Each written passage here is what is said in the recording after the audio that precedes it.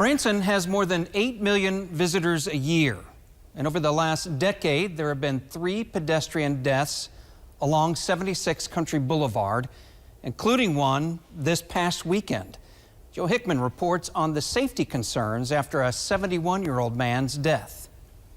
I always see him walking his 2 beagles every single night. Jake Benson was an eyewitness to Saturday night's pedestrian fatality at this marked crosswalk on West 76 Country Boulevard, next to the Hollywood Wax Museum and Flaming Margaritas, where a 71-year-old man and one of the 2 beagle dogs he was walking with were struck and killed. Pretty sure he flew a good 10, 15 feet in the air until he landed on his head. Police are still investigating the incident, but what they and Jake want to get out to the public is something the Springfield Yield campaign has been trying to do for years now, with mixed success. They stopped.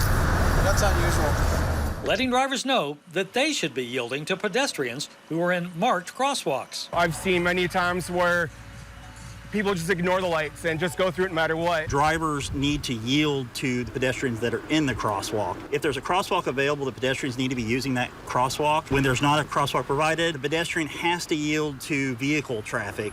Jake says the crosswalk where the fatality happened in Branson is a dangerous spot. I don't know how many times I've seen people almost get hit up here. It's sad. That same accident that night, after about 30 minutes after everything cleared up, I almost saw it again from a different person. A couple of possible factors in the crosswalk safety is that while it's near the intersection with Francis Street, there are no traffic lights, so cars along 76 are not stopping for cross traffic. Yellow lights are flashing. And although the crosswalk has flashing lights, they can be set off by motion without punching the button, meaning drivers may be frustrated with the crying wolf aspect of often seeing flashing lights with no pedestrians around.